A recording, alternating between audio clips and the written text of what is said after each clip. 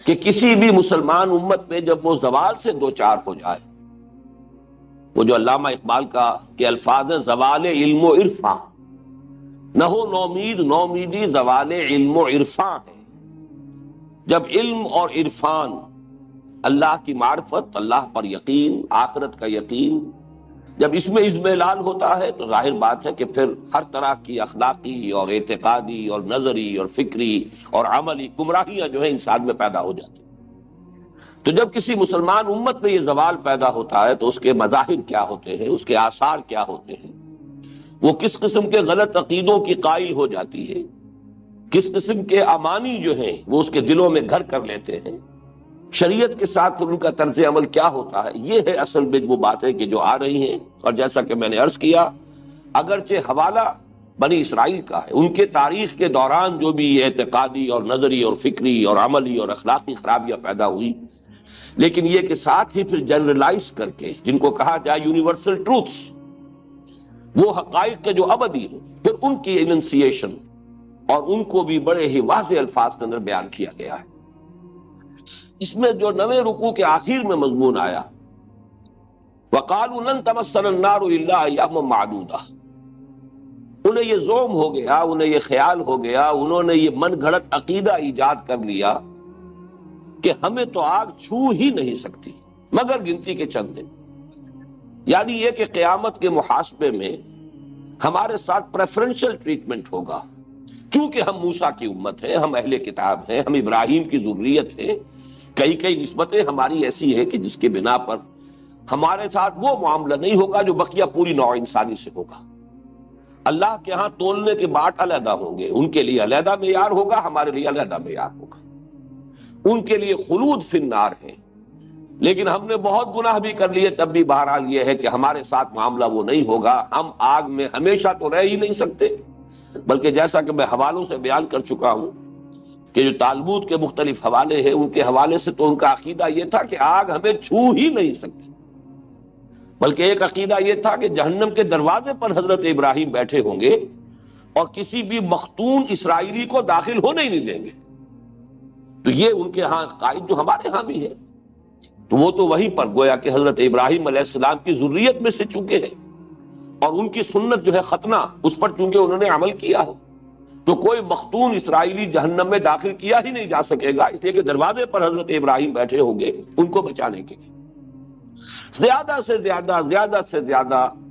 عام خلق خدا کی آنکھوں میں دھول جھونکنے کے لیے اگر ہمیں کہیں، تاکہ الزام نہ آئے اللہ تعالیٰ کی صفت عدل پر، اگر ہمیں جہنم میں ڈال بھی دیا گیا تو گنتی کے چند دن۔ اس میں اگرچہ روایات تو میں آپ سے عرض کر چکا ہوں کہ وہ 40 دن کی بھی ہے، اس لیے کہ 40 روز تک وہ جو بچڑے کی پرستش ان کے ہاں ہوتی رہی تھی، تو انہوں نے مانا کہ ہاں یہ ہمارا اتنا بڑا جرم تھا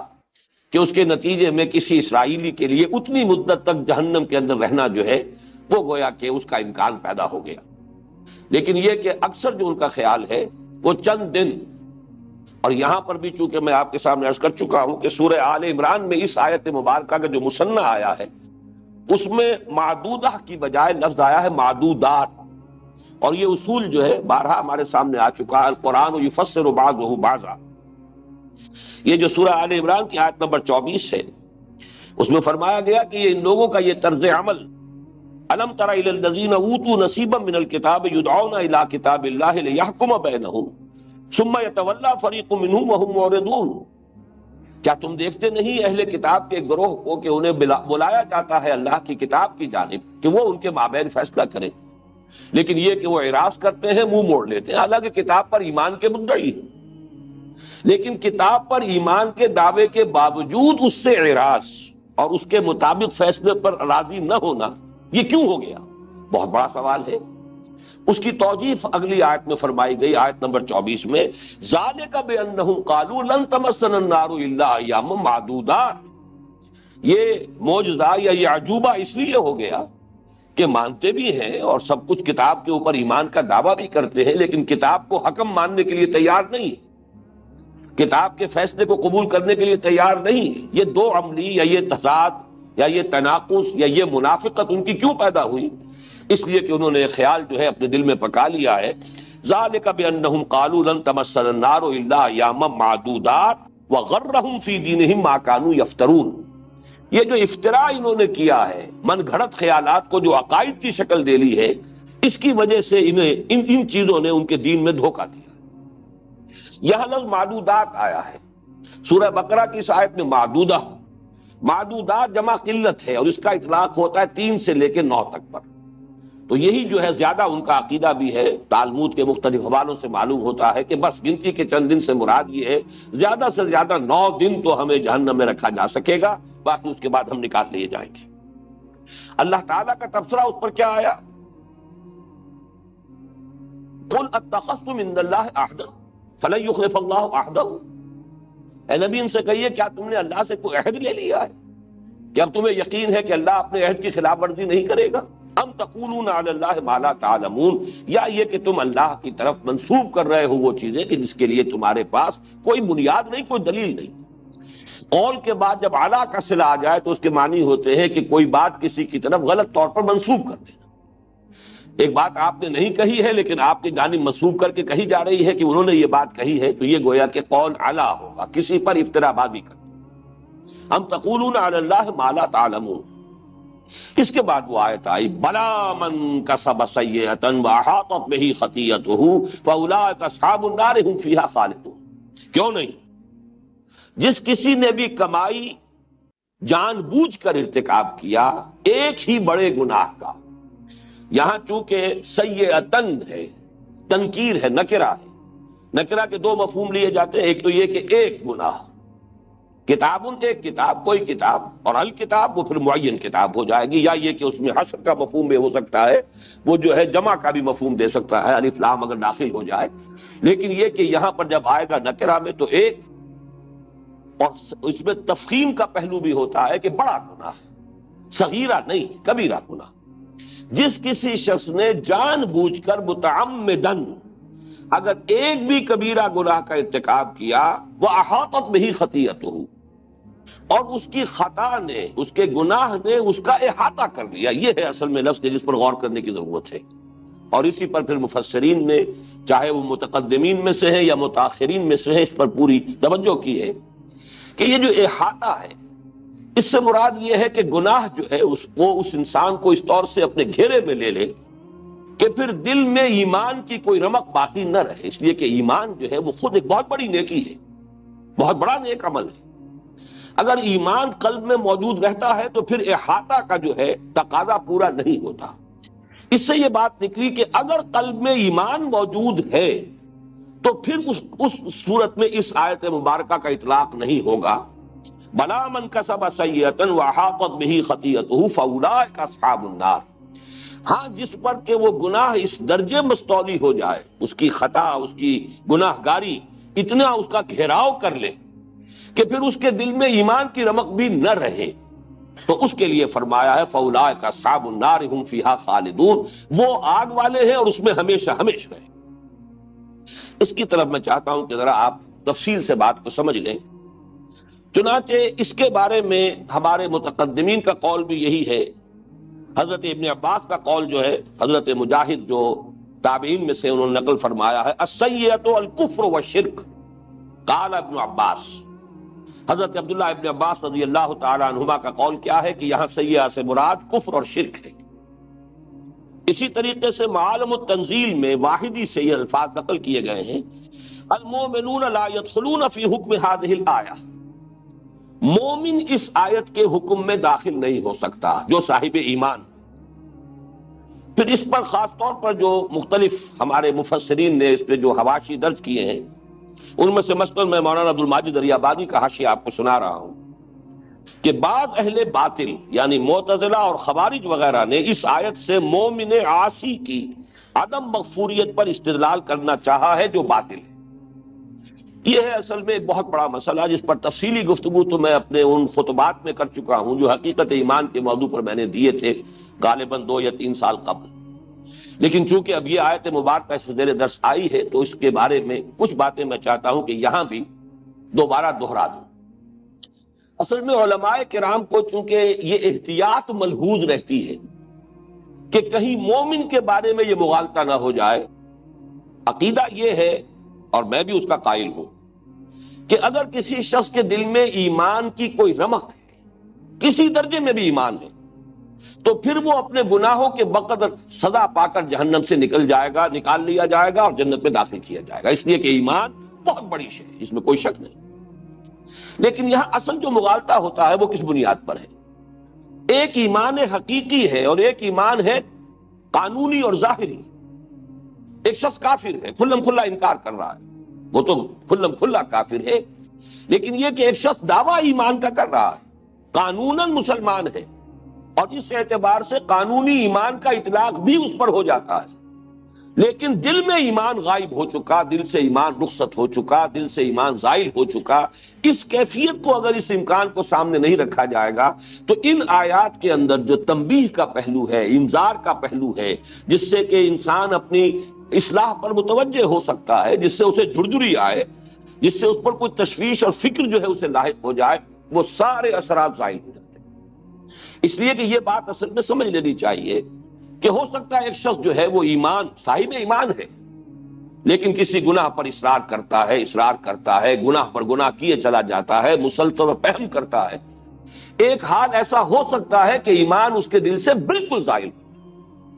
اس کیفیت کو اگر نہیں تسلیم کریں گے کہ قانوناً تو پھر بھی وہ مسلمان رہے گا، قانوناً وہ مومن شمار کیا جائے گا، لیکن حقیقت کے اعتبار سے کافر ہو چکا۔ اور یہ بات سمجھ میں آتی ہے جب قرآن مجید میں نفاق کے بارے میں جو کچھ فرمایا گیا ہے، سورہ منافقون کی آیت نمبر 3، ذالک بانہم آمنوا ثم کفروا فطبع علی قلوبہم فہم لا یفقہون۔ یہ اس لیے کہ وہ ایمان تو لائے تھے، جیسا کہ میں نے حقیقت نفاق کے اپنے خطبات میں کئی مرتبہ واضح کیا کہ ایک تو نفاق ہوتا تھا شعوری، ایک شخص جان بوجھ کر محض دھوکہ دینے کے لیے ایمان لاتا ہے، جیسے کہ سورہ آل عمران کے اندر اس کا تذکرہ کیا گیا کہ یہود کی ایک سازش تھی، انہوں نے سازش کی کہ صبح کے وقت ایمان لے آؤ، آمنوا بالذی انزل علی الذین آمنوا وجہ النہار واکفروا آخرہ۔ اب صبح کے وقت ایمان لاؤ، ایمان کا اعلان کرو، حضور کی صحبت میں جا کے بیٹھو، دن بھر وہاں رہو، شام کو کہو جی ہم نے تو دیکھ لیا، بہت قریب آ کر کچھ نہیں ہے، دور کے ڈھول سہانے تھے، کوئی حقیقت نہیں ہے، ہم تو واپس اپنے دین میں جا رہے ہیں، کفر کرو اور واپس آ جاؤ، تاکہ یہ اسلام کی اور ایمان کی جو ساکھ بن گئی، جو گڈ ول بن گئی، کہ جو ایک مرتبہ چکھ لیتا ہے اس کی لذت اور اس کا ذائقہ، پھر وہ اس کو چھوڑنے کے لیے تیار نہیں ہوتا، یہ جو ساکھ ہے ایمان کی، یہ ختم ہو گئی۔ اب یہ سازش ہے، جس شخص نے اس ارادے کے تحت کلمہ طیبہ پڑھا ہے، ظاہر بات ہے کہ وہ تو ایک منٹ کے لیے بھی ایمان اسے نصیب نہیں ہوا۔ یا جیسے میں نے مثالیں دی ہیں بارہا کہ ہمارے علم میں آتا رہا، اخبار میں خبریں چھپتی رہیں کہ کوئی ہندو جو ہے وہ مسلمان بن کر پاکستان میں آیا اور کسی سرحدی گاؤں میں کسی مسجد میں سال تک امامت کرتا رہا۔ اب ظاہر بات ہے اسے معلوم ہے کہ میں نے اسلام قبول نہیں کیا ہے، چاہے اس نے بھی ختنہ بھی کرائی ہوگی، اس نے داڑھی بھی بڑھائی ہوگی، اس نے نماز بھی سیکھی ہوگی، کچھ بنیادی مسائل بھی سیکھے ہوں گے کہ کوئی پوچھ لے اگر مسئلہ تو جواب بھی دے سکوں، مجھے جا کر وہاں جاسوسی کرنی ہے، لیکن اسے معلوم ہے کہ میں تو ایمان نہیں لایا، میں تو جو تھا وہی ہوں، یہ صرف دھوکہ دینے کے لیے، جاسوسی کے لیے میں نے لبادہ اوڑھا۔ یہ شعوری نفاق ہوا، چاہے وہ چند گھنٹوں کا تھا ان یہودی سازشیوں کا، اور چاہے یہ کئی سال کا تھا اس ہندو جاسوس کا، لیکن یہ شعوری نفاق ہے، اس نے اسلام کا لبادہ صرف دھوکہ دینے کے لیے اوڑھا۔ لیکن ایک نفاق وہ تھا، قرآن مجید بار بار اسی لیے کہتا ہے وَهُمْ لَا يَشْعُرُونَ وَهُمْ لَا يَشْعُرُونَ، یہ جو غیر شعوری نفاق ہے کہ ایک شخص ایمان لایا لیکن اب ایمان کے تقاضے پورا کرنے سے طبیعت گھبرائی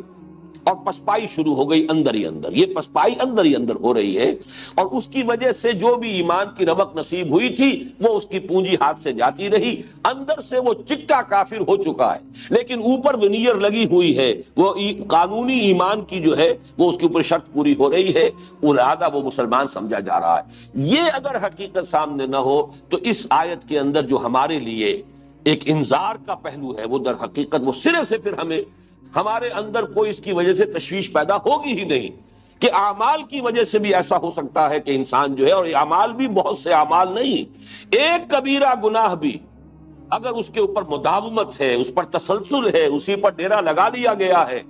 اسی پر انسان جو ہے اوڑھنا بچھونا بنا کر بیٹھ گیا ہے، تو ایک گناہ بھی انسان کے ایمان کو ختم کر کے اسے کفر کے حکم میں داخل کر سکتا ہے، چاہے قانونی اعتبار سے وہ مسلمان تسلیم کیا جا رہا ہو، جیسے کہ عبداللہ ابن ابی بھی آخری وقت تک قانونی طور پر مسلمان سمجھا گیا۔ اچھا، یہ جو منافقین کا تھا ایمان سے کفر کی طرف جانا، سورہ نساء کی بعض آیات سے جو بڑی خوبصورت اس کی تفصیل سامنے آتی ہے، وہ ایک دم نہیں ہو جاتا،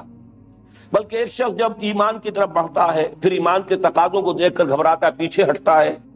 پھر وہ کسی وقت پھر طبیعت کے اندر آتا ہے، حضور کی صحبت میں بیٹھا ہے، کچھ قرآن پڑھا ہے، پھر طبیعت میں ایمان کی طرف جو ہے وہ میلان پیدا ہوا، پھر کچھ آگے چلا، پھر جب کوئی تقاضا مشکل آ گیا پھر پسپائی ہوئی۔ تو یہ جیسے ڈوبنے والا آدمی، ایک مرتبہ میں نے مثال دی تھی کہ کوئی شخص جب ڈوب رہا ہوتا تو ایک دم تہ میں نہیں بیٹھ جاتا، ڈبکیاں لگاتا ہے، نیچے گیا پھر اوپر آیا، پھر نیچے گیا پھر اوپر آیا، اور بین ہی وہی نقشہ جو ہے کھینچا گیا ہے سورہ نساء کی اس آیت میں، ان الذین آمنوا ثم کفروا ثم آمنوا ثم کفروا ثم ازدادوا کفرا لم یکن اللہ لیغفر لهم ولا لیہدیہم سبیلا بشر المنافقین بان لهم عذابا الیما۔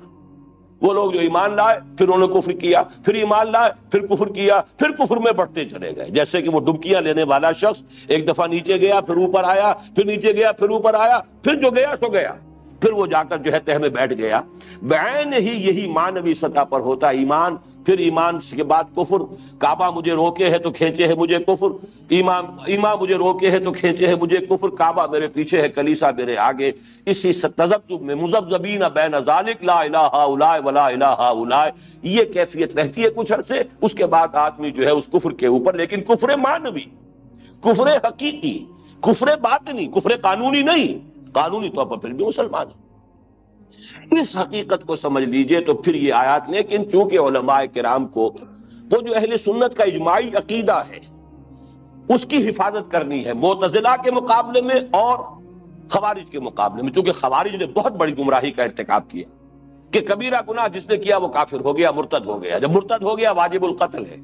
اس کی جان اور خون بھی مباح، اس کا مال بھی مباح، اس کی عورت بھی جو ہے گویا کنیز کی حیثیت سے اب آپ اپنے گھر میں ڈال لیجئے، سب کچھ ہو گیا، وہ کافر ہو گیا اس لیے کہ اس نے کبیرہ گناہ کا ارتکاب کیا۔ یہ بہت بڑی گمراہی تھی، اور تاریخ اسلام میں سب سے بڑی عظیم گمراہی یہی ہوئی۔ تو اس سے گھبراتے ہیں علماء اسلام کہ کہیں کسی کے ذہن میں اس قسم کی انتہا پسندی اور مغالطہ پیدا نہ ہو جائے۔ اسی طریقے سے معتزلہ نے ایک من گھڑت شکل بنا لی ہے، منزلۃ بین المنزلتین، کہ ایک شخص نہ مسلمان ہے نہ کافر ہے تو کیا ہے بھائی؟ یہ بھی میں اس کی حقیقت پوری بیان کر چکا ہوں، میرے ان خطبات کے کیسٹس موجود ہیں، ان کو لے کر سنیے۔ حقیقت میں یہ گمراہیاں جو ہے ان سے بچانے کے لیے اس قسم کی آیات کی جب تعویل کی جاتی ہے تو اس میں در حقیقت بات کو اس نتیجہ یہ نکلتا ہے کہ پھر تاثیر ختم ہو جاتی ہے ان آیات کے اندر، پھر لوگوں کو لرزہ طاری کرنے والی جو ایک کیفیت ہے وہ ان کے اندر باقی نہیں رہتی۔ میں مثال آپ کے سامنے رکھ رہا ہوں اسی آیت مبارکہ پر، اب میں یہ باقی اور لوگوں کے حوالے نہیں دے رہا، آپ کو معلوم ہے کہ جو دیوبندی مکتب فکر کے مفسرین ہیں، علماء ہیں، ایک خصوصی ان کے ساتھ ایک بہرحال ایک ذہنی مناسبت ہے مجھے، اور خاص طور پر حضرت شیخ الہند کے بارے میں تو میرا قول ہے، میرا خیال ہے، بلکہ مجھے یقین کی حد تک ہے کہ 14ویں صدی ہجری کے سب سے بڑے مجدد اعظم حضرت شیخ محمود الحسن، وہ میرے نزدیک شیخ الہند جن کو کہا جاتا ہے، وہ مجدد اعظم تھے 14ویں صدی ہجری کی۔ تو یہ میرے دل میں ان کا مقام ہے، قدر و قیمت ہے ان کی میری نگاہوں میں، لیکن اس کے باوجود وہاں جہاں اختلاف کی بات ہے وہ میں اپنا اظہار اختلاف کر رہا ہوں۔ چنانچہ اس آیت کے بارے میں مولانا تھانوی نے لکھا، کیوں نہیں جو شخص قصداً بری باتیں کرتا رہے اس کو اس کی خطا اور قصور اس طرح احاطہ کر لے کہ کہیں نیکی کا اثر تک نہ رہے، سو ایسے لوگ اہل دوزخی ہوں گے اور وہ اس میں ہمیشہ ہمیش رہیں گے۔ شیخ الہند لکھ رہے ہیں، گناہ کسی کا احاطہ کر لے، اس کا یہ مطلب ہے کہ گناہ اس پر ایسا غلبہ کر لے کہ کوئی جانب ایسی نہ ہو کہ گناہ کا غلبہ نہ ہو، حتیٰ کہ دل میں ایمان و تصدیق بھی باقی نہ رہے۔ اگر دل میں ایمان و تصدیق بھی ہوگی تو احاطہ مذکور محقق نہ ہوگا، تو اب کافر ہی پر اس کا اطلاق اور کافر ہی پر یہ صورت صادق آ سکتی ہے۔ یہ حاشیہ جو پڑھے گا یہاں کافر کو اس معروف معنی میں لے گا، ہندو کافر ہے، سکھ کافر ہے، عیسائی کافر ہے، یہودی کافر ہے، ہم تو کافر نہیں ہیں، لہذا ہم پر اس آیت کا اطلاق ہو ہی نہیں سکتا۔ یہ وہ چیز ہے کہ جس کی بنا پر اس آیت کو آپ پڑھیں گے اور کوئی آپ کے دل پر بھی لرزہ طاری نہیں ہوگا، کوئی آپ کو تشویش لاحق نہیں ہوگی، اس لیے کہ یہاں پر اس قانونی اور حقیقی کفر کی جب تک کہ وضاحت نہ کی جائے تو وہ بات جو ہے پھر بہت ہی ایک جھوٹی تسلی دینے والی انسان کے لیے ہو جائے گی، حالانکہ مانتے علماء کرام اس حقیقت کو تسلیم کرتے ہیں۔ المعاصی برید الکفر، گناہ جو ہے وہ کفر ہی کے پیغام ہے۔ آپ نے گناہ کیا ہے تو گویا کہ کفر کا اثر آپ کے دل پر ہو گیا ہے، پھر گناہ کیا ہے پھر اور اثر ہو گیا، پھر گناہ کیا پھر اور اثر ہو گیا ہے۔ متعدد ایسی روایات موجود ہیں، جن میں سے ایک روایت کا تو متن بھی میں لے کر آیا ہوں۔ یہ حضرت ابو ہریرہ رضی اللہ تعالیٰ عنہ سے یہ روایت مروی ہے۔ احمد ابن حنبل نے بھی روایت کیا، امام ترمذی نے بھی روایت کیا، امام ابن ماجہ نے بھی روایت کیا۔ الفاظ یہ ہے کہ حضور نے فرمایا ان المؤمن اذا اذنب، اور ایک روایت میں اذنبا کے بعد ذنبن کا لفظ بھی ہے۔ یقیناً ایک مومن شخص جب گناہ کرتا ہے، کوئی ایک گناہ، کانت نقطۃ سوداء فی قلبہ، تو وہ گناہ اس کے دل میں ایک سیاہ داغ بن جاتا ہے۔ فإن تاب واستغفر، پھر اگر اس نے توبہ کی اور استغفار کر لیا، سقل قلبہ، تو دل جو ہے اس کا صاف ہو جاتا ہے، اس پر سیکل ہو جاتی ہے، پھر وہ سیاہ جو داغ ہے اس کا اثر زائل ہو جاتا ہے۔ وإن زاد زادت، لیکن اگر گناہ ہی کرتا رہے، اضافہ کرتا رہے،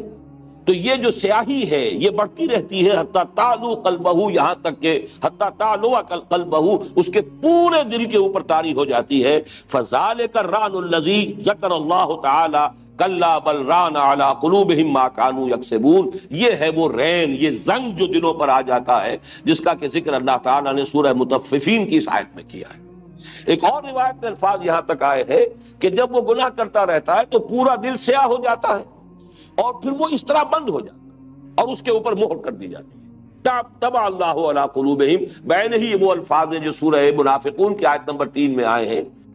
ذالک بانہم آمنوا ثم کفروا فطبع علی قلوبہم فہم لا یفقہون، اور الفاظ یہ ہیں دوسری روایت کے، پھر اس میں کوئی خیر داخل ہو ہی نہیں سکتی، دل کے اوپر مہر لگ گئی، اب اس مہر کی وجہ سے اس دل کے اندر کوئی خیر داخل ہو ہی نہیں سکتی۔ یہ کیفیت جو ہے یہ کفر معنوی ہے، بغیر کفر قانونی کے۔ اوپر سے ایک شخص مسلمان ہے، اگر ہم اس امکان کو سامنے رکھیں گے تو پھر یہ کہ ان آیات کے اندر ہمارے لیے تنبیہ کا پہلو ہے۔ یہ ساری آیات جیسا کہ میں نے عرض کیا ہے بنی اسرائیل ہی کی تاریخ بیان کرنے کے لیے نہیں ہے، یہ ہماری تعلیم کے لیے، ہماری تعدیب کے لیے، ہماری تنبیہ کے لیے، ہمیں پیشگی طور پر متنبہ کرنا مقصود ہے کہ مسلمانوں یہ کیفیت بھی ہو جاتی ہے، ہوئی ہے، تم اپنے آپ کو اس سے بچانے کی کوشش کرنا۔ میں ایک اور مثال دیتا ہوں آپ کی، اسی میرے نزدیک علماء کرام کی یہ جو احتیاط ہے اس کی وجہ تو سمجھ میں آتی ہے، لیکن اس احتیاط میں اتنا غلو ہو گیا ہے، اتنے آگے بڑھ گئے ہیں کہ ان آیات مبارکہ کی تاثیر ختم ہو گئی ہے کہ مسلمان پڑھتا ہوا نکل جائے گا اور اس کو کوئی تشویش لاحق نہیں۔ اب اس کی مثال میں آپ کو دے رہا ہوں۔ خلود فی النار کے ضمن میں مسلمان کے لیے سورہ نساء کی ایک آیت میں بھی کہ اگر کوئی مسلمان کسی دوسرے مسلمان کو قتل کر دے تو اس کی دو شکلیں، ایک قتل خطا ہے، ارادہ نہیں تھا قتل کرنے کا، لیکن یہ کہ اس کے ہاتھوں کوئی شخص قتل ہو گیا، اس کے سلسلے میں کیا ہوگا، تفصیلی احکام دیے گئے۔ اگر وہ آزاد مسلمان ہے اور مسلمانوں کے اپنے معاشرے کا فرد ہے تو یہ کرنا پڑے گا، اگر وہ کسی ایسے قبیلے کا ہے جس سے کہ تمہاری دشمنی ہے، کافر قبیلے سے تعلق رکھتا ہے تو یہ شکل ہوگی۔ مختلف صورتوں میں اس کے تفصیلی احکام دیے گئے، لیکن وہ ہے قتل خطا کے۔ قتل عمد پہ جو آیت آئی ہے وہ یہ ہے، وَمَن يَقْتُلْ مُؤْمِنًا مُتَعَمِّدًا فَجَزَاؤُهُ جَهَنَّمُ خَالِدًا فِيهَا وَغَضِبَ اللَّهُ عَلَيْهِ وَلَعَنَهُ وَأَعَدَّ لَهُ عَذَابًا عَظِيمًا۔ اس کا جو ترجمہ کیا ہے مولانا مفتی محمد شفیع صاحب نے رحمہ اللہ، وہ دیکھیے کس قدر صاف ہے، کتنا بالکل کلیئر ہے کہ جس میں کوئی اشتباہ نہیں۔ ترجمہ کیا ہے، اور جو کوئی قتل کرے مسلمان کو جان کر تو اس کی سزا دوزخ ہے، پڑا رہے گا اسی میں، اور اللہ کا اس پر غضب ہوا اور اس کو لعنت کی اور اس کے واسطے تیار کیا بڑا عذاب۔ گویا کہ صحیح ترجمہ ہے یہ کہ اس کے لیے خلود کا معاملہ ہے، خالدن فیہا، اس میں وہ ہمیشہ ہمیشہ رہے گا، اسی میں پڑا رہے گا، اس لیے کہ اس نے ایک مومن کو جان بوجھ کر قتل کیا۔ لیکن اب نوٹ جب کر رہے ہیں، نوٹ کرنے میں بریکٹس میں اضافے کر کے حاشیے کے اندر وہ اضافے کر دیے کہ جس سے وہ ساری تاثیر ختم ہو جائے۔ اب وہ آپ سن لیجئے، اور جو شخص کسی مسلمان کو قصداً قتل کر ڈالے تو اس کی اصلی سزا تو جہنم میں اس طرح رہنا ہے کہ ہمیشہ ہمیشہ اسی میں رہے گا، لیکن اللہ تعالیٰ کا فضل ہے کہ یہ اصلی سزا جاری نہ ہوگی، بلکہ ایمان کی برکت سے آخر نجات ہو جائے گی۔ اور اس پر ایک میعاد معین تک کے واسطے اللہ تعالیٰ غضبناک ہوں گے اور اس کو اپنی رحمت خاصہ سے دور کریں گے اور اس کے لیے بڑی سزا یعنی دوزخ کا سامان کریں گے۔ اس کے اندر اضافے کر کے وہ جو معتزلہ اور خوارج کے نقطۂ نظر سے بچنے کی کوشش میں جو صورت بنائی ہے، اس کا نتیجہ یہ ہے کہ اب کسی مسلمان کے لیے اس میں وہ تنبیہ والا پہلو، وہ تاثیر والی بات جو ہے باقی نہیں رہی۔ اس چیز کو میں چاہتا ہوں کہ اچھی طرح سمجھ لیا جائے، اور وہ اس لیے کہ میں بھی تسلیم کرتا ہوں اگر دل میں ایمان ہے، لیکن دل کا ایمان، قانونی ایمان نہیں۔ قانونی ایمان تو منافق بھی ہر شخص کو قانونی مومن تھا۔ قرآن مجید میں کوئی آیت نہیں ہے کہ جس میں منافقین کو یا ایھا الذین نافقوا یا ایھا المنافقون سے خطاب کیا گیا۔ تمام منافقوں سے جو باتیں ہوئی یا ایھا الذین آمنوا سے ہوئی، اس لیے کہ ظاہر بات ہے قانوناً وہ بھی مسلمان ہے، وہ مومن ہے، کلمہ پڑھتے ہیں، حضور کے پیچھے نمازیں پڑھتے تھے، بلکہ 7 جنگوں میں بھی چلے جاتے تھے، چاہے جا کر وہاں فتنہ پردازی کرے، عین وقت پر 300 نکل آئے۔ لیکن یہ کہ اور دوسرے معاملات کے اندر جو ہے ان کی جو بھی ریشہ دوانیاں رہی ہیں سب کو معلوم ہے، قانوناً تو مسلمان تھے۔ عبداللہ ابن ابی بھی مرا ہے تو اس کی نماز جنازہ حضور نے پڑھی ہے۔ اپنا کرتا مبارک جو ہے، چونکہ اس کے بیٹے جو ہے اس کے صاحبزادے وہ ایک سچے مومن تھے، عبداللہ ابن ابی، ان کی فرمائش پر حضور نے اپنا کرتا اتار کر دیا کفن کے لیے۔ حضرت عمر جب کچھ اس پر انہوں نے کہا حضور کیا کر رہے ہیں آپ، ایک منافق کے لیے آپ اپنا کرتا عطا فرما رہے ہیں۔ آپ نے فرمایا کہ اے عمر، میرا کرتا اسے اللہ کے عذاب سے بچا نہیں سکتا، لیکن یہ نوجوان جو مومن ہے، خالص مومن ہے، اس کی ایک فرمائش ہے، اس کی ایک خواہش ہے، میں پوری کر رہا ہوں، لیکن میرا کرتا اسے اللہ کے عذاب سے بچا نہیں سکتا۔ تو ان حقائق کو سامنے رکھنے کی ضرورت ہے۔ بلا من کسب سیئۃ، یقیناً آیت کا مفہوم یہی ہے، جس شخص نے ایک گناہ کبیرہ بھی جان بوجھ کر اس کا ارتکاب کیا، پھر اس پر مداومت کرتا رہا یہاں تک کہ اس گناہ نے اس کا احاطہ کر لیا، اور یقیناً اس کے معنی یہ ہے کہ ایمان حقیقی بھی اس سے زائل ہو گیا، اس لیے کہ گناہ کا اثر یہ ہوتا ہے۔ یہی وجہ ہے کہ توبہ کا لفظ جہاں آیا سورۃ الفرقان میں، وہ ہمارے منتخب نصاب میں داخل ہے، وہاں آمنہ کا لفظ آیا۔ جب انسان توبہ کرتا ہے حقیقت میں تو اثر نو ایمان لاتا ہے۔ الا من تاب وآمن وعمل عملا صالحا فاولئک یبدل اللہ سیئاتہم حسنات وکان اللہ غفورا رحیما۔ جو شخص توبہ کرتا ہے پھر ایمان لاتا ہے، جیسے کہ ایک حدیث میں آیا ہے جب انسان گناہ کا ارتکاب کرتا ہے ایمان اس کے دل سے نکل کر اس کے سر کے اوپر چکر لگاتا ہے، اگر توبہ کرتا ہے تو لوٹ آتا ہے، دل میں داخل ہو جاتا ہے، اگر توبہ نہیں کرتا رخصت ہو جاتا ہے۔ لیکن یہ سارا معاملہ ایمان حقیقی، قلبی ایمان والا یہ جو معاملہ ہے، یہ قانونی ایمان، چاہے زانی ہو، چاہے شرابی ہو، چاہے چور ہو، چاہے ڈاکو ہو، وہ پہلے بھی مسلمان ہے، بعد میں بھی مسلمان، قانوناً وہ مسلمان رہتا ہے۔ گناہ کبیرہ کے ارتکاب سے کوئی شخص کافر نہیں ہو جاتا، مرتد نہیں ہو جاتا، قانونی اسلام اس کا برقرار رہے گا۔ البتہ حقیقی ایمان کا معاملہ اور ہے، اور یہ کہ اگر حقیقتاً ایمان زائل ہو چکا ہو، مانن انسان کافر ہو چکا ہو، جیسے کوئی منافق، یا یہ کہ چاہے وہ اپنے نفاق پر شعوری طور پر متنبع نہیں ہے، خود نہیں جانتا اپنے آپ کو کہ میں منافق ہوں، تب بھی اگر گناہ کا احاطہ ایسا ہو گیا ہے کہ جس سے ایمان قلبی جو ہے وہ زائل ہو گیا ہے، تو اس پر اس آیت کا اطلاق ہوگا، چاہے ظاہری اعتبار سے دنیا میں وہ مسلمان سمجھا جا رہا ہو اور اسے اپنا گمان ہو۔ وَزَعَمَ أَنَّهُ مُسْلِمٌ، نفاق کے بارے میں حدیث آئی ہے کہ جس میں یہ 4 صفات ہیں یا 3 صفات غالباً، اس حدیث کے اندر الفاظ یہ آئے ہیں کہ چاہے وہ